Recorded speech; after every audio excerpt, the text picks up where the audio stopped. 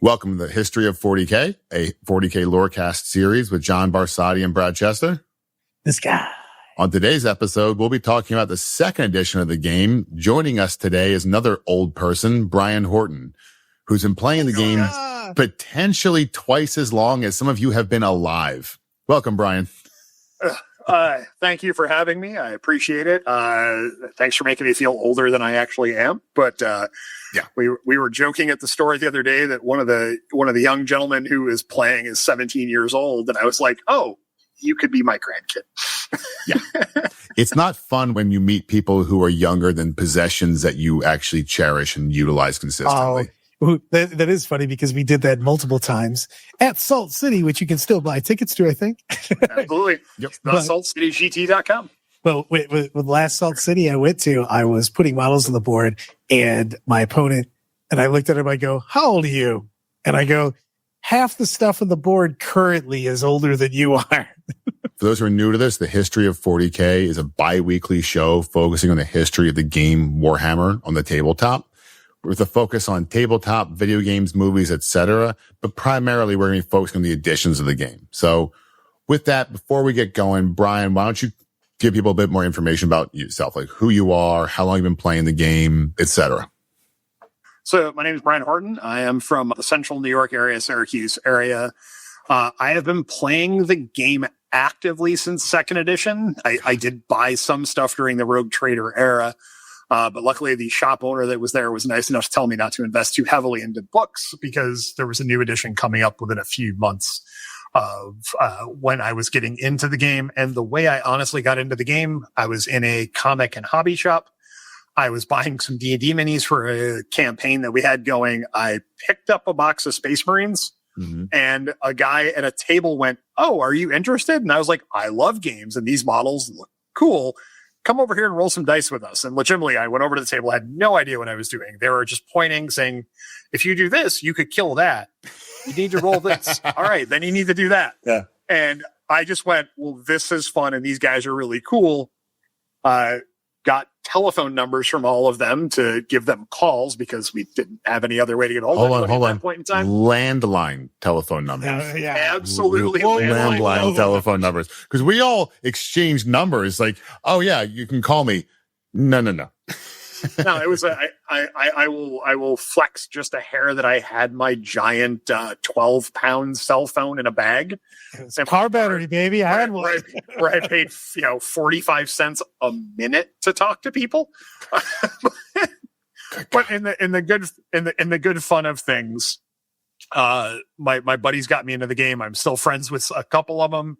Actually, there's 3 of the original group out of the 10 of us that we still actively talk to each other and chit chat all the time. So as someone will tell you, you will make lifelong friends in this. They are not kidding. Mark, Giovanni, and brain fart right there for a second for the other one. We've been friends for 35 years and it will not end. Wow. All right. So as far as play style, Brian, do you play mostly casual, competitive, just paint? Like, where do you spend most of your time? Or, I mean, obviously it usually changes in 35 years. I play every style. I have a group of friends that we play lots and lots of competitive with. Mm-hmm. I've been a judge for 40K for, I don't want to say how many years because I think I've actually lost track at this point.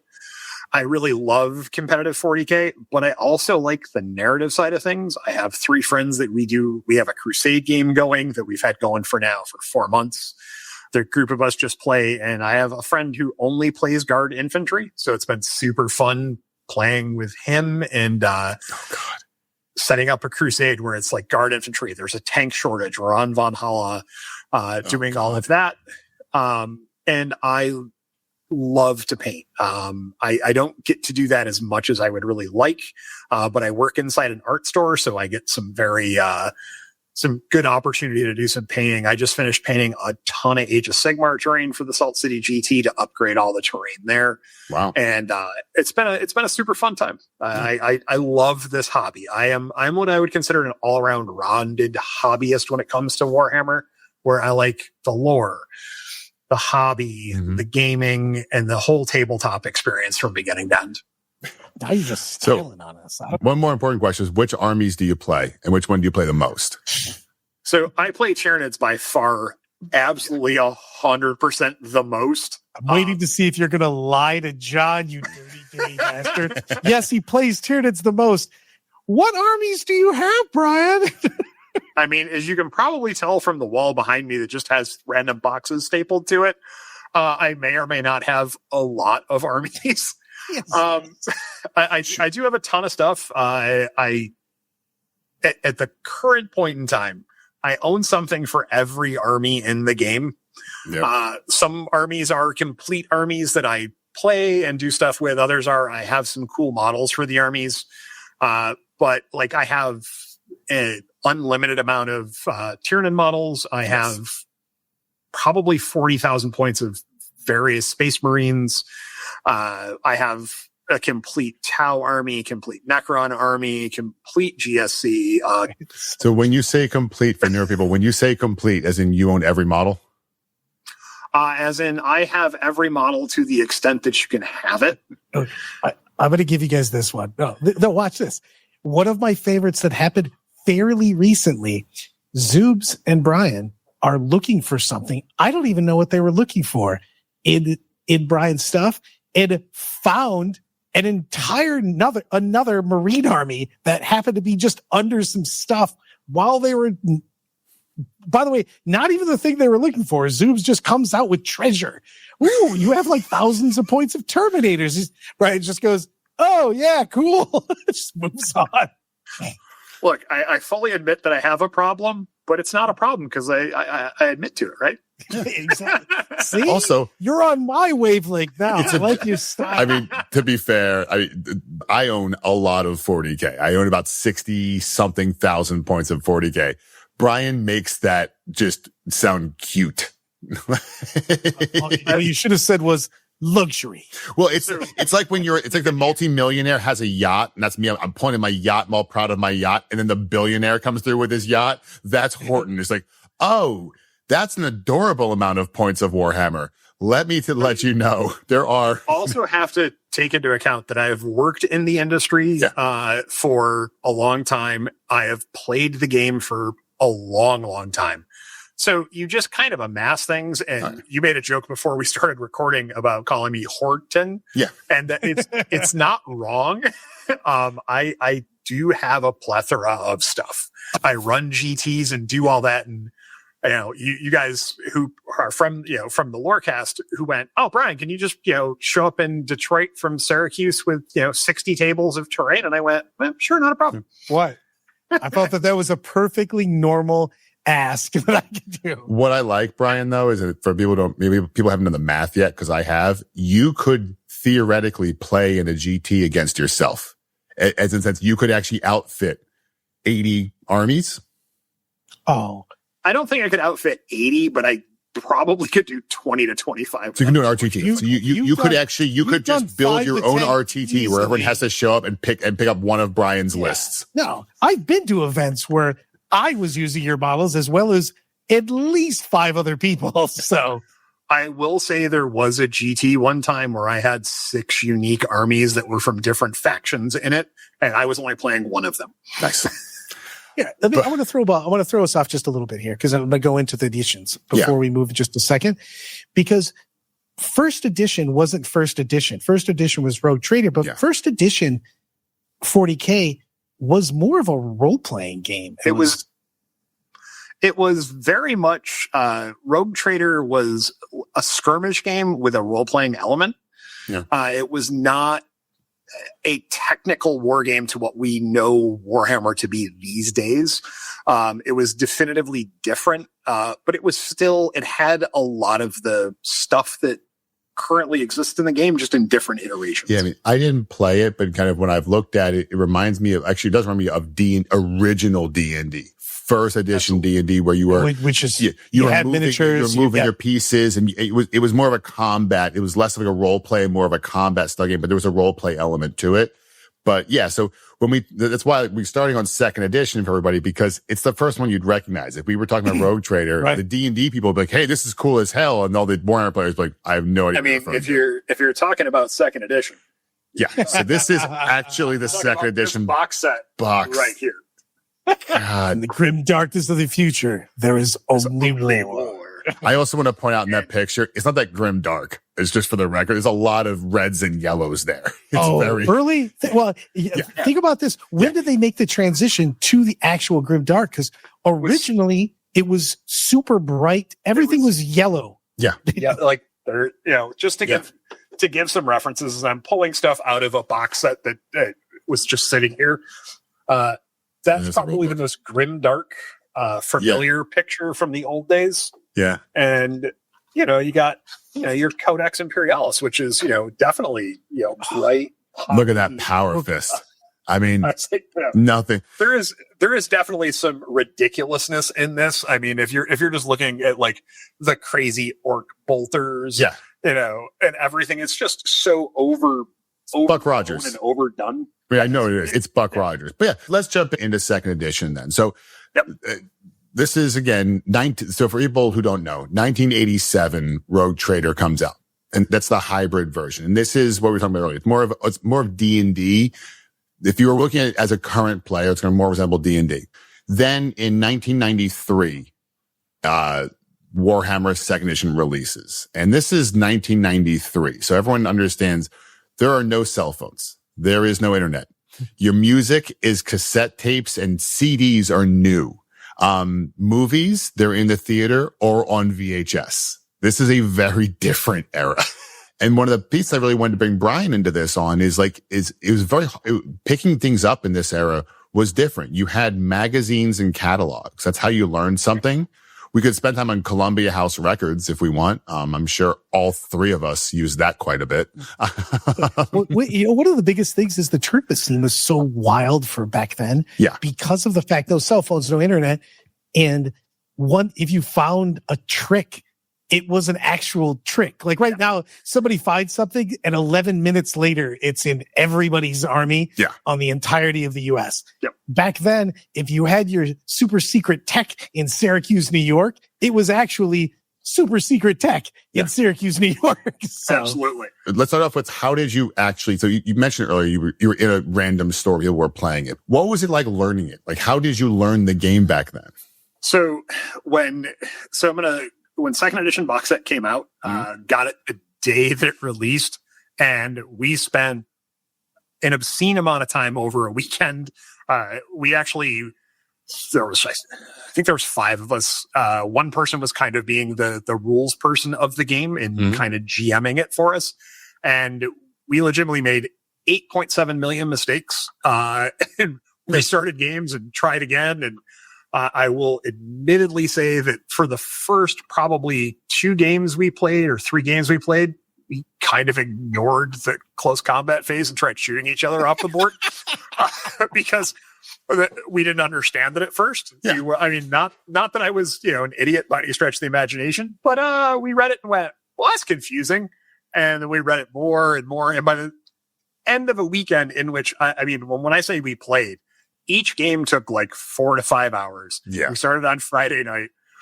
We played all day Saturday, all day Sunday until the wee hours in the morning. And we finally kind of went with I think we have this down kind of, sort of. It was a learning experience. It was very much a new game. The rules, really were like, this was the rule book, right? And it wasn't like there's tons and tons of, there are some graphics and some art in here, but it's pretty limited. And it was, pull this up to where you can probably see it, just a lot of rules. And second edition was so wildly, weirdly complex. Also, for everybody that hasn't played second edition, you didn't show up with your 6-sideds. No, you used the full rack of dice. The best way I can do this is I'm going to pull up a random data card because everyone is slightly familiar with the data cards. So we will grab the Space Orc Battle Wagon. Yep. And throw it right on the floor. Strong. So the Space Orc Battle Wagon. So just give you guys a quick rundown. Because, it had your crew and it had a RAM value, which was strength 8, D12 damage. I have a D12. 5 to your save. But of course, you were making saves on 2d6. And it had, different speeds. You had slow speed, combat speed, fast speed. Mm-hmm. You had to type the vehicle that it was. And of course, when you get to the back of the card, you had your damage tables, because when you hit a vehicle, you randomly decided where it got hit. On a 1, you caught the wheel. On a 2 through 4, you got the hull. On a 5 and a 6, you got the passengers. Ooh. Because it was an open top. I was just saying, this is open top. Yeah.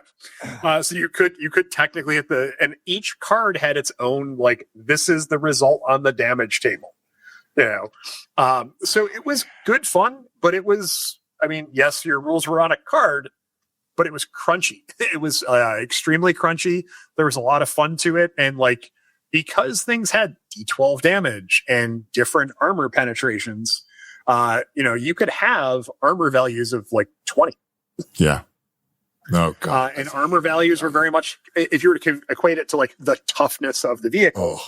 But when you get into doing all that stuff, as I grab second edition stuff out here, and for those of you who still have this and are an ooh and an ein from second edition, that I still have this stuff kicking around. So crazy. You have so much.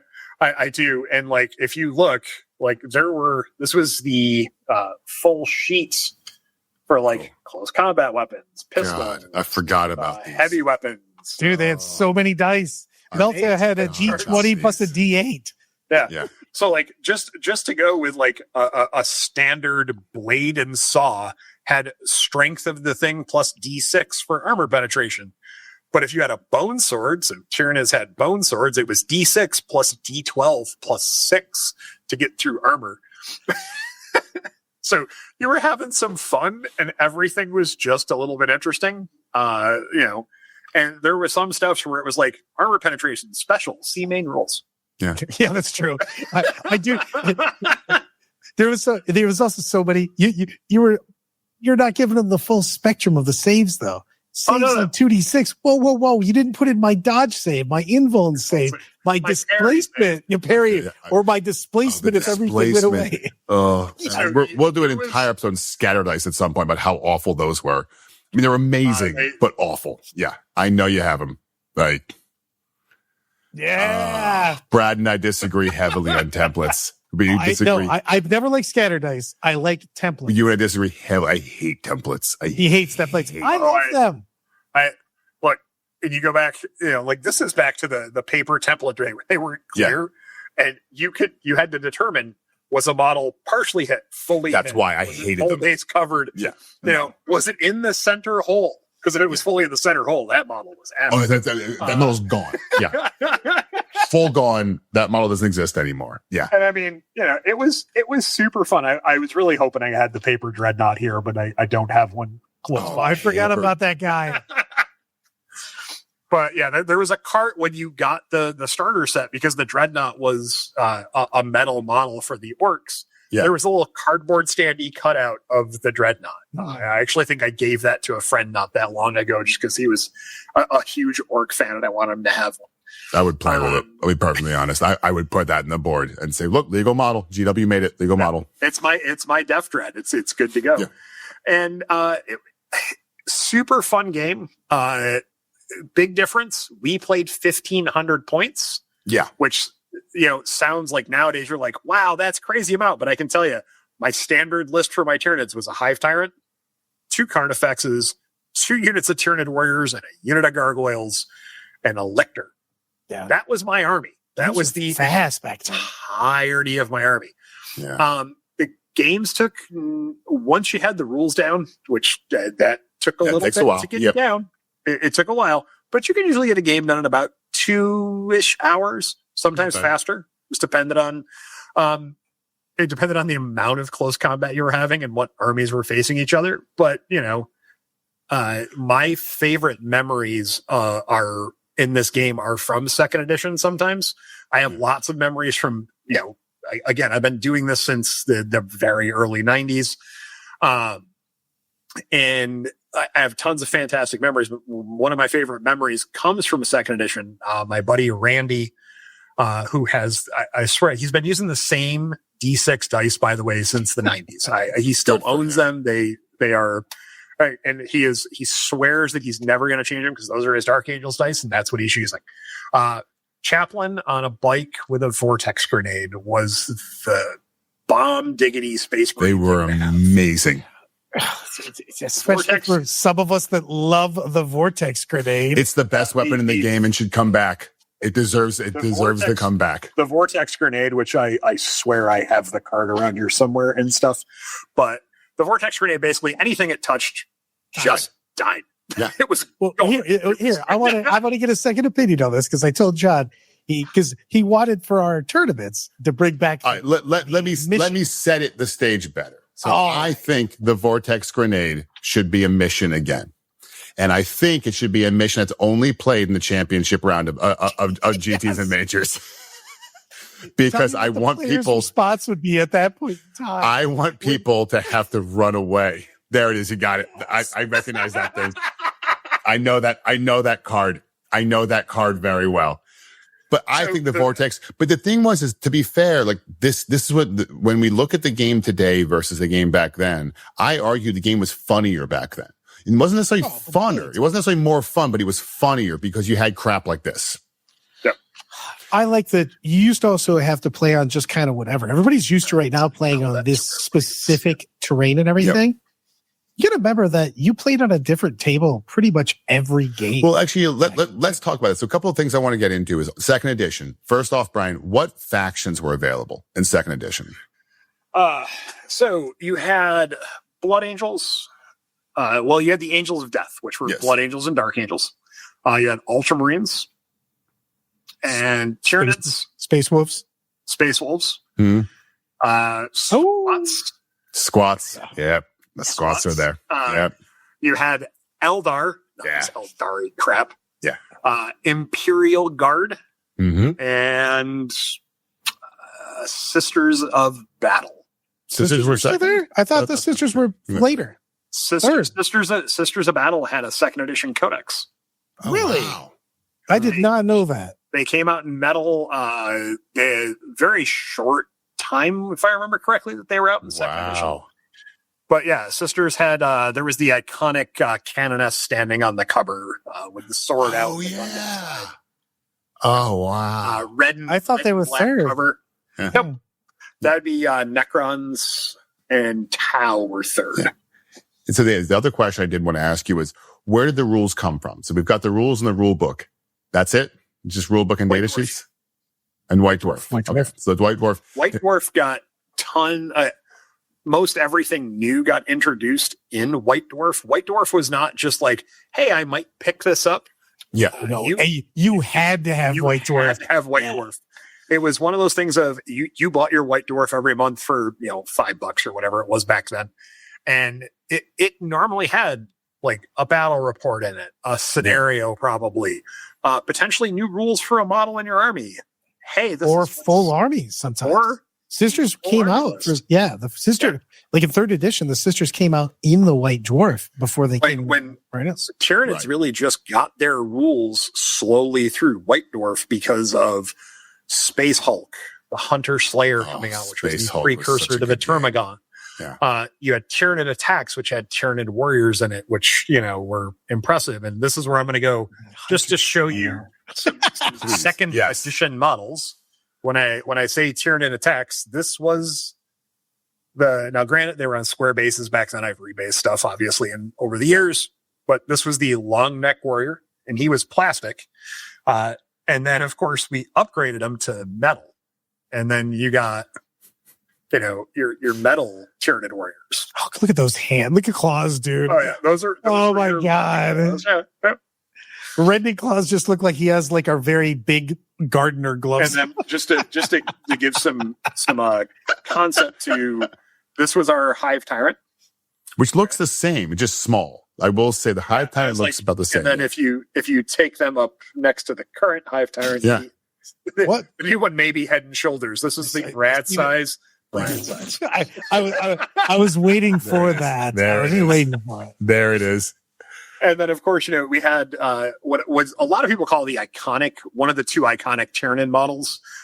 From that is you had the Flowerhead Zoanthrope. Yeah. So back when the Zoanthropes had legs. Yep. Little legs, giant psychic head.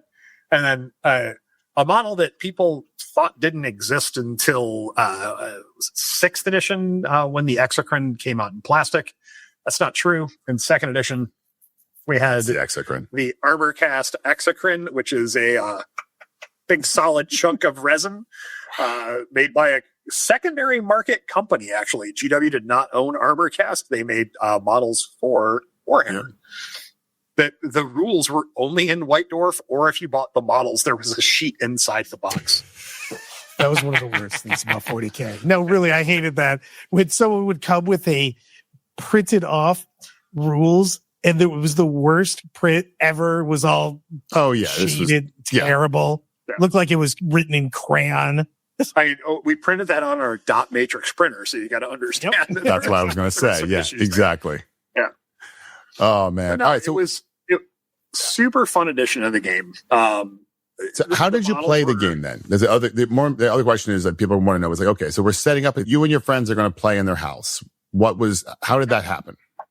So we would set up a table, right? Normally, you'd have about 6 pieces of terrain on the board, right? A couple hills, a couple forests, and a couple ruins that, I'm not kidding, like out of the box set, the cardboard ruins were yay big.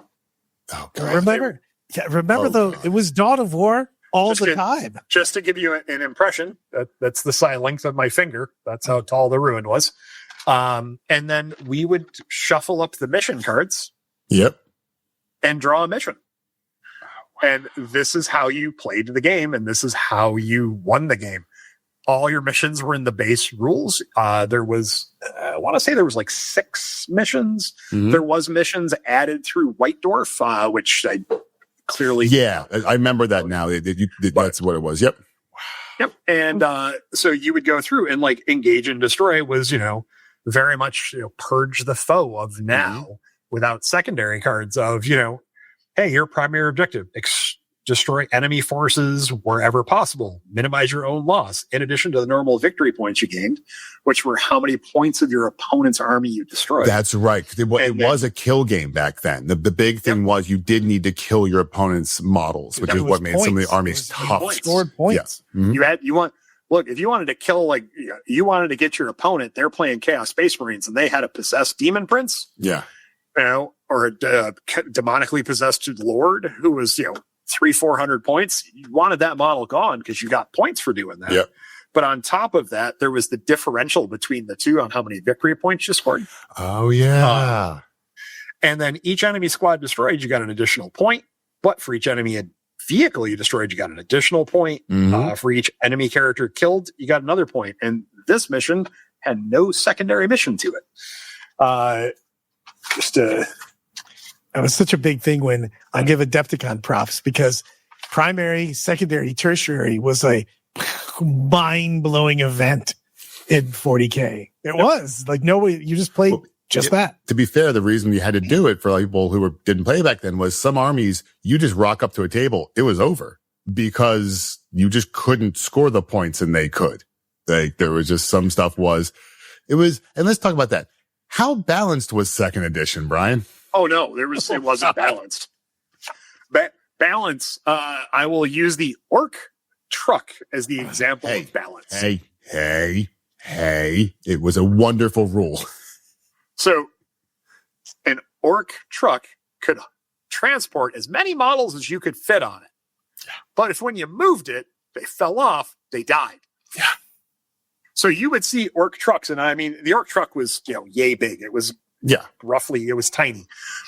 Comfortably, you could fit like 10 guys on there. They would stay on. You could move it around the table. You would see people who like built and modified them with like theater seating to try and get more stuff on there. And it was absolutely encouraged to modify, have fun with your stuff, and do everything because it was a fun game. It was not designed to be competitive. Exactly. It was designed to rock out, set up a narrative with your opponent, and play a game. Like on a Tuesday night when you guys would get together, Thursday night, whatever your night of the week was, our game club, you would get together, and a lot of times you would set up a scenario ahead of time with your buddy, plan it out. I'm going to do this. We're going to do that kind of thing. Or you'd be like, hey, let's just show up and smash face, and I'm bringing 1,500 points. What? I don't know. I'll just bring 1,500 points. But that was how we played. And yes, there was definitely people who played it much more competitive than others who would show up, with your 2 Vortex grenades. Yeah. And 2 chaplains on bikes, your Land Raider full of Terminators. And you'd be like, oh, this is going to be a tough game. And then, look, my army for tournaments or events where there was, stuff it was 2 Carnifexes, 1 with regeneration. So he had an additional save on top of his, 2+ save. And then, a voltage field on the other one. So we had a 4-up invulnerable save. It was just kind of the way that things went. And it was super fun. It was a good time. I mean, Gargoyles back in those days had a flamer. Oh, wow. Yeah. Oh, yeah. Yeah. Also, remember the flamers in that open top vehicle hit everyone in the vehicle. Yeah. So, I mean, like they had this flamer, right? Which was the flamer template. And then, Marines had the template that was bigger, that was the heavy flamer template.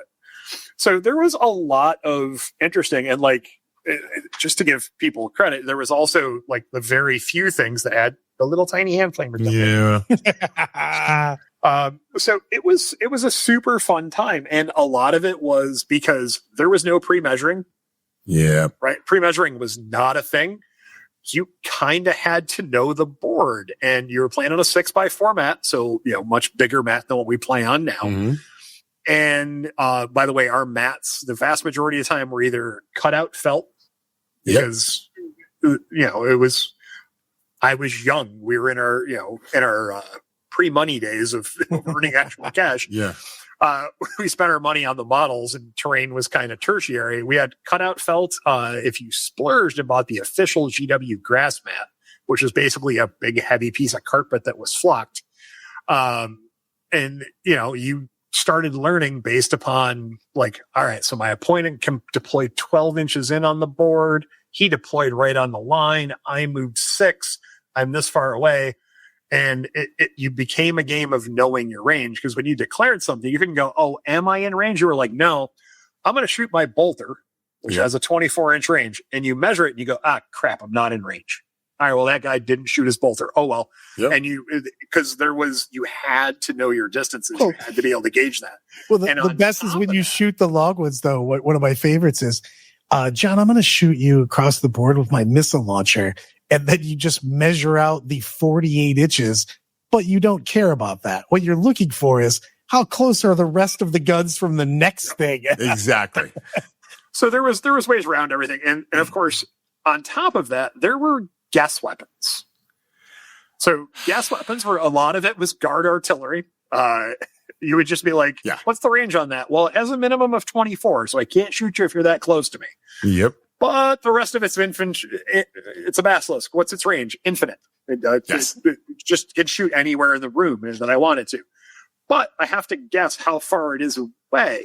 Oh, guess weapons were awesome. And they were... And you had to... And if you were good at guess weapons, because typically you were a guard player, without a doubt. There was a few other guess weapons, but not a ton. You got good at guessing it. All right, I need to guess it. I need to plan on scattering. Bro, just know your Pythagorean theorem. Yeah. Well, and that's where, for me, and this is where I want to talk about the 3 of us about play experience then. So I did play 2nd edition, but I was playing Floorhammer, in friends' basements with models that were sometimes painted, oftentimes not. I mean, pewter, all that stuff. And I loved it. I loved playing it at the casual level. I quit the game because I tried playing it at more of a competitive level. And I was 13, 14 years old at this point, and it was just the game was ugly at that level. And that was what I always talk about this era, is that I think the game was designed to be a fun game where you had more of a gentleman's agreement because you're playing with friends. And it was like, hey, we're going to figure this thing out. Not billion takebacks, gentleman's agreement, but gentleman's agreement of oh, hey, we're going to get some stuff wrong, get some stuff right. Well, then when you played with the people who wanted to rules lawyer it became nightmarish of a game. Oh, absolutely. I can say that this edition of the game, although super fun, and I have great nostalgia feelings for it, and I love it, and I still get together with a couple buddies and we play it on occasion. I'd say probably two or 3 times a year. And it brings back a lot of fun feelings, but then I have to remember to flip a switch in my head to go, hey, look, that guy's bringing 3 tactical squads, a Rhino, and a unit of Terminators. I'm not bringing 2 Carnifexes, a Hive Tyrant, and everything else. I'm going to bring some Termagants to mix the stuff to balance that power level out. So you have to have that gentleman's agreement. This game, GW had no intention on it being a tournament-based game. This was beer and pretzels with your buddies on a Tuesday night at a game club, having fun, setting up a narrative based on the limited lore that there really was at that time, because there wasn't a ton out at that point that you had. It was pretty much, Rogue Trader and the stuff in the box set and the stuff in the codexes, and very few quote unquote black library books, which were not black library books at that time. Yeah, exactly. They were kind of basically a self-published book, and you had to just kind of go with the flow. And there was times where, like, one of the big things in second edition to keep balance in check was you would hear, hey, you can't play named characters. That was if you went to an event, that was forgot about that. Yes. Because Abaddon, and all the named Eldrad, characters, Abaddon, was nuts, where they were just so good that they could unbalance a game on their own, and rightfully so, because of they designed it to be very lore based. So it was one of those, fun things to do, is to go, you can't bring your named characters. Now, granted, as a Tyranid player, I never had that problem. Yeah. Because they didn't have any named characters. So whenever that cap hit, I went, and they were like, all right, you can only have one of your 0 to 1 choices, which were, Hive Tyrant you had to have. So you could only have, like, either the Biovore or the Zoanthrope, which were both very, very good, but or Lecter, I think, was the 3-1 choices. So, and it was super fun. On that note, so that's actually kind of what I want to get, we're going to do some, obviously, as you can imagine, we're going to do a lot more discussion about the individual models of the games and the rules. But I think what I want to get from Brian before we kind of get to the end of this is, all right, of the phases of the game, which was the best and which was the worst? The psychic phase was by far the worst, because it was card based. There was a deck of cards that you used to power your warp powers. You were going to say that. And I would be such a hater. It was just so, there were times that it was just overpowering. It's like, I drew ultimate force. You can't stop what's going on here. And that was just, it casts regardless. Your opponent couldn't dispel it or try to stop it. And to be honest with you, the best phase of the game was the movement phase, because it was so rigid that you couldn't break the rules of movement. It was fantastic. You arced everything. Every arc had an amount of movement. It was just, it was very well put together. It wasn't quite as, I don't want to say willy-nilly as it is now, but that's what I'm going to use for a phrase there. Well, it is. Man, I do remember, like, moving today is much easier. The movement phase is just easy. Back then, it was like, well, what's in between you and where you want to be was actually a very difficult terrain. Also, all that stuff. And then, what was the terrain where if you try to walk over it, you could die? Dangerous terrain. Dangerous terrain where Space Marine could stub his toe and die. No, you slipped and twisted your ankle and fell on a Brock. There it is. Yeah. It's also, you're going to remember the $1 million baby for Space Marines. What was the next level up, Ryan? That was fatal terrain. Yeah, no, it's because there was terrain that if you got too close to, it attacked you. Yep. So you would, if you wanted to have great narrative games, you would put a river of lava on the board. Yes. It became impassable and fatal. Yes. So if you got too close to it, you could die.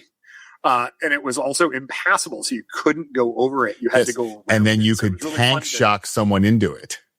Yeah, you could tank shock someone into it, make it fall back. Yeah. Of course, normally then they would just be like, well, I'm going to death or glory you and try and take you tank with me. Yeah, exactly. But there was a lot of good fun things. In retrospect, the hand-to-hand combat was also a difficult part of the game, but it was just because it took a little bit to get it down. And it was so brutal though back then too. Oh yeah, the initiative, which is a stat that modern 40K players, if you've been playing since 8th edition, and that was the only additions you've had going forward, you don't know what the initiative stat is. That used to be a stat where it was like, okay, who goes first in the combat? Who has the highest initiative? When you were fighting things that had initiative 10, looking at you, the Eldar avatar, he was a complete badass because I don't care who you were, he's going first. There was like a very few other things in the game that had initiative 10. It was but you know what he didn't have? Grenades. So if you would hide in difficult terrain, which made him go at initiative 1. So there was always tactics and ways around initiative to game it, but like there was things that just like Harlequins, when you saw them coming, you were like, oh, I need to hunker down, which meant you were giving ground and, you know, hiding and doing a lot of things that weren't as advantageous as you would like in the game.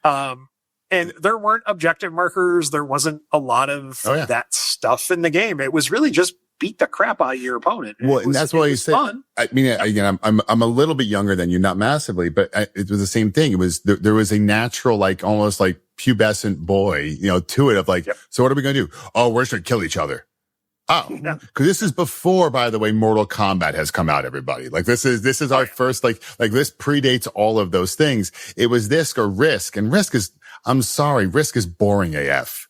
Like compared to Warhammer. Take that back. Compared to Warhammer. Yeah, just saying like play miniature games at this time. Your choices were Warhammer Fantasy. Yep. And if you weren't a huge fantasy guy or the models didn't appeal to you, whatever the case might be, the only other real game was this. And then historicals, which were in many ways really cool and kind of fun, but they were not thematic. They were, you know, they didn't have that drive that, you know, hey, look, we're going to reenact this battle from history. What's the chance that the Texans win the Alamo? None. All right. So I'm going to play as a Texan and probably lose, right? 99.9% of the time. But it was always that 0.01% chance that you'd play for something miraculous. I never had it happen when we played the Alamo thing, which I did probably 3 or 4 times at Historicon. But it was always the fun of trying to do it. But Warhammer 40K had this just air of kind of a mixture of violence and silliness that was just super fun, because every once in a while you'd throw a Vortex grenade, it would scatter back on you, you would die, and then the Vortex would be there right next to your army, and you're like, oh, that gets to move every movement. Yes, it does. Randomly it needs to come back. Whatever way the scatter die is facing with the D10 that it has, and it just goes. And he was just like, oh, this is not so great. You know, but it was fun. It was a Vortex. Good time. And the Vortex grenade needs to come back. Lost the silliness. You love that thing so much. It's because I love things that even the playing field in a weird way, and that's what it does. So many games that I've spent half the game running away from the Vortex grenade as opposed to running at my opponent. The Vortex grenade it would be like making basketball. All basketball games are played in a hockey arena, but they don't convert it over. That's basically what the Vortex grenade does. Like, I'm a very good basketball player. Not now, you're not. Like, it is a hilarious part of the game. Because of where our next episode is going to be, I want to close on one last question for you, Brian. Worst unit, best unit, second edition, or model unit, whatever you want to do. So the worst unit that should have not been was the tactical squad for Space Marines. Yeah, I know. It was just wildly bad. Yeah. And the demon-possessed Chaos Lord was by far the craziest unit that you could deal with. It was super good. It was also super unreliable at the same time. So it was one of those random things would happen to it from being possessed. So it was good. It was such a fun addition. It was such a silly time. It was definitely not a competitive game in any way, shape, or form, but it was probably one of the greatest beer and pretzel editions of the game. Would you say it's the best of times and the worst of times? Absolutely. No. I'll tell you, it's not, because 7th edition was the worst of times. It might. Yeah, but there was no best of times during 7th. No, that's true. But I'm just saying, the best of times, the worst of times, 7th edition has a trophy, and no one's ever getting it. Yes, 7th edition is the heavyweight champion, undefeated, of being the worst. So and going on that is the other fun thing of this edition is when you played this game, you won sometimes by silly, you lost sometimes by silly, but it was always fun. Yeah, that's where this edition was. I did quit during the edition, but it's only because I made the mistake of trying to play it with people who were adults and really didn't want to lose to a child. And it got a little ugly, but I think that's a good spot to break, because in 2 weeks, we're going to come back. And in 2 weeks, what I wanted to focus with 2nd edition was actually on what we just discussed, the units. I wanted to spend some time talking about how the units, the data cards really did function, spend some time talking about all the ways you save. It wasn't that what we have today of like, okay, I hit you. All right, roll your save. That was the crazy part. Roll which save, because it's going to come up a few different times. And what I want to spend some time talking about is like a lot of it, the why behind this, because the thing about when we look at 2nd edition was really written, in my opinion, to be almost a real thing based on fantasy, that GW had to kind of eventually go, all right, fine, we won't pretend does the bullet bounce off the armor and do this. It's little like odd things like that. So I want to spend some time in a couple of weeks talking about that more in depth. But before we go, I do want to kind of like pump it a little bit. For those who are new to us, the 40K Lorecast is a weekly podcast focusing on the lore of the Warhammer 40K universe, available on all streaming platforms. Additionally, we have a YouTube channel that has our older cast for that, along with obviously the history of 40K, and a new show called Two Old Men and Their Handler, starring Mr. Brian Horton and Brad Chester and their friend David Zuber. Men and their handler. You know, I take offense to that if it wasn't wildly true. Yes, that will also be available on the network. So you'll be able to see Brian there and Brad there doing their thing.